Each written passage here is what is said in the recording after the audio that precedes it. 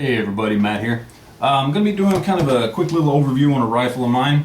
Not really a straight up review or anything, just because most of you probably already know a lot about these rifles. I just kind of wanted to go over mine.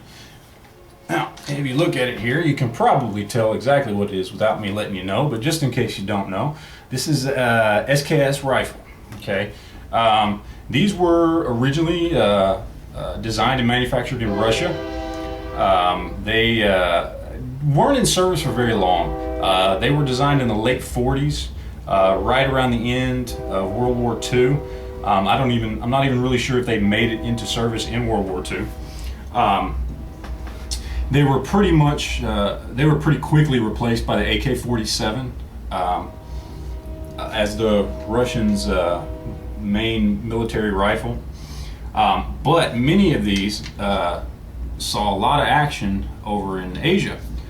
Pretty much at that point in time in the 50s and 60s and 70s, any country that said it was communist or wanted to become communist, the Russians would just jump on that, and they would just start supplying them with weapons and the manufacturing that they needed to make their own weapons. This particular one is a Chinese SKS. And I've checked the numbers. All the numbers on it are matching on the bolt and the receiver and even the original stock and the barrel. All the numbers match. And from the numbers, this one was produced sometime in the mid-70s in China. Obviously, this one, as you can tell, is not original. I have changed the stock out. As you can see, I've got a Tapco folding stock here, rubber butt pad on the end, cheek piece. I have replaced obviously it's got a scope on it, and replaced the bolt cover here, the receiver cover here, with one that has a Picatinny rail system on it. And if you can see here, obviously this is not loaded. I don't know if you can see in here, but right there, probably can't. The reason I picked this one is because it has a see-through here that allows you to use the original stock front and rear sights. You just look straight through here instead of looking through the scope, and you can still use your iron sights. I bought this thing probably a couple years ago. Now, to clear something up here, and no one on YouTube has have I seen this. Nowhere on YouTube, but in forums a lot, I get a lot of people referring to an SKS as an AK-47 variant. And I want to stress to anybody that doesn't know, I'm sure most of you do, the SKS and the AK-47 are two completely different rifles. The AK-47, for lack of a better term, is an assault rifle, whereas the SKS would fit more into the battle rifle configuration, I would say. Kind of like the difference between M16 and M14. They're just two different rifles. They're designed differently. They work differently. They're, short of the fact that they are both 7.62 by 7.62 by 39 millimeter caliber rifles. The two are extremely different. Nothing against AKs. I love AK-47s. So just want to clear that up. Like I said, I got this a couple years ago. I paid $200 for it. And in fact, here is the original stock for it right here. Still got the little ring on there and the serial number written on it, or stamped into it, burned into it actually, with the original cleaning kit in the buttstock. Like I said, I paid $200 for this. Now, in the last couple of years, the demand for semi-automatic rifles has gone up a lot. Thank you, Obama. And the prices on these have pretty much doubled.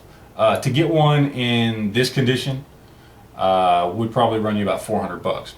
And when I got this thing was completely, with the original stock, completely spray painted camouflage. And the guy I bought it from said his dad had done it in the late 80s, because he had used this for some sort of ranch rifle or hunting rifle.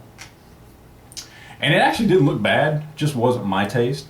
So when I stripped all the spray paint off, the bluing underneath, I don't know if you can tell, was just perfect. I mean, it looked beautiful. There wasn't a scratch on this thing. I probably put a few dings on it, but it was really in really good shape. You know, and for something, like I said, for something like this, you're probably going to run about $400.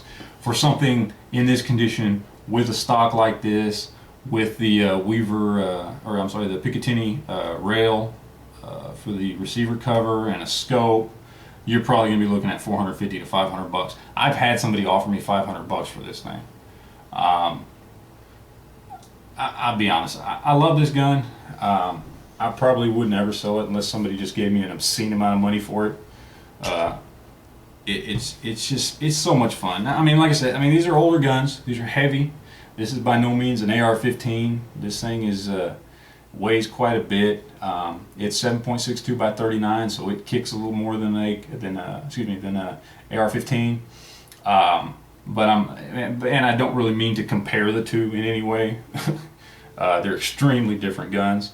But this thing is, there's just something about this. Now, most of y'all out there have probably shot an SKS at one point in time or another, and probably owned one as well, or had a family member that owned one. They're just great rifles. I mean, they're rugged, they're durable, they're fun to shoot. They have a good man-stopping caliber.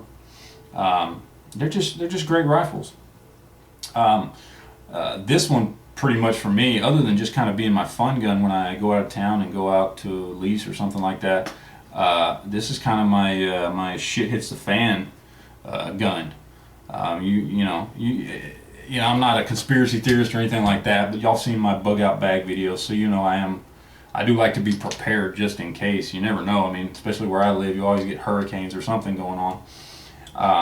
This is definitely the rifle that I pick up and take with me. You know, if anything ever happens.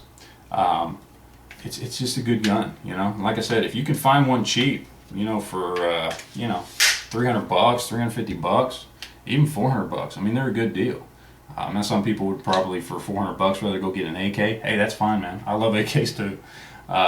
You know, I would never. I don't think I could choose between an AK and an SKS. I love them both. I don't think I can say one is more. One is you know, my favorite over the other. One thing I wanted to mention, when I got this gun, I got it with obviously it's got the duckbill AK style magazines. These I've heard a lot of people have problems with their SKSs when they use the duckbill magazines. I have not had any problems with them. Now, this is the first SKS I've actually owned. I've shot quite a few because I've had friends that have had them, friends and family members.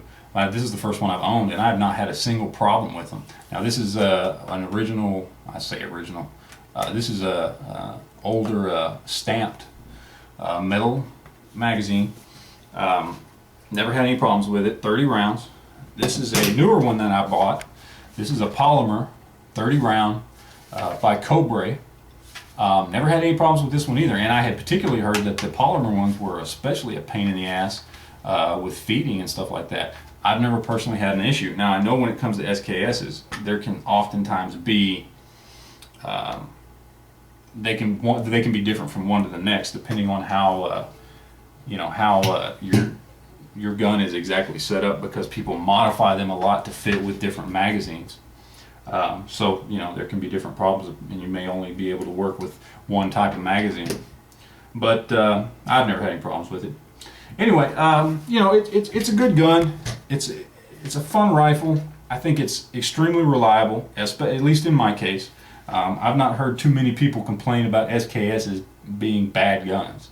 Obviously, there are always lemons, but they're just a good, solid rifle. There's a reason why they've been used and are still being, you know, bought and sold to this day. I mean, since, you know, the late 40s.